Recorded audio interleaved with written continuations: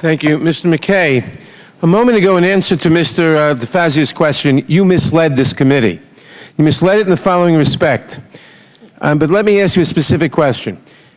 Mr. DeFazio asked you about use of dispersants. You were using Corexit. Corexit is 2.61 in toxicity, which means it's highly toxic. It has an effectiveness of 54.7 in the South Louisiana crude oil spill. Dispersit is 7.9 in toxicity, which means it's a lot less toxic, but has an effectiveness rate of 100%. Mare Clean 200, its toxicity rate is 42, which is much, much better. Its effectiveness rate is 84 compared to Corexit of 54. Now, you remember you're under oath. Who decided?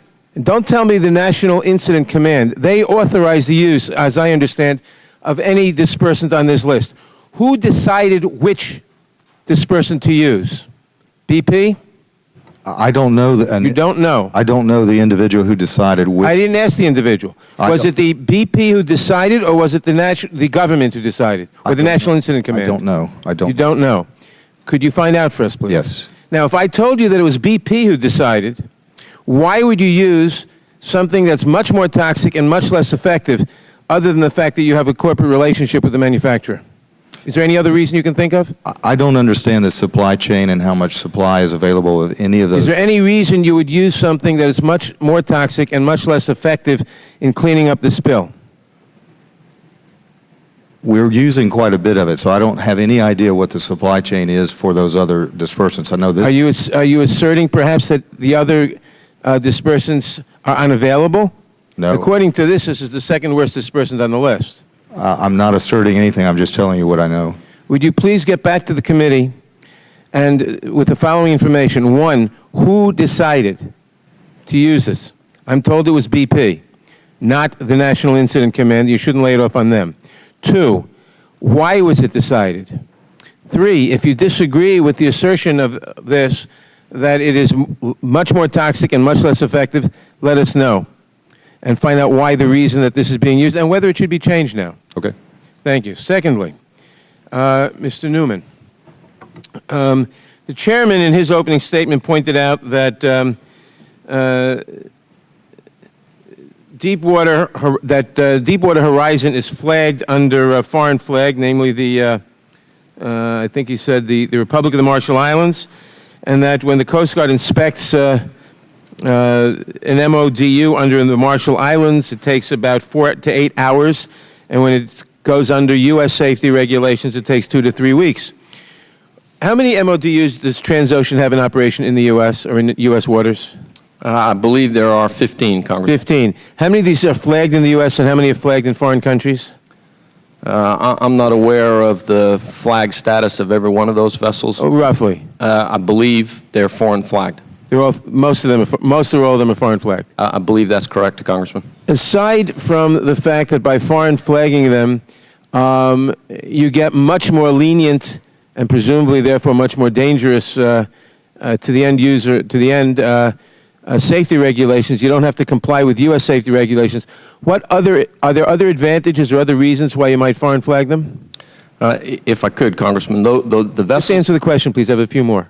The vessels that are operating in the U.S. Gulf of Mexico are subject to 3 sets of regulatory regimes: the class society, the flag state, and the coastal state. And the coastal state in the federal waters of the U.S.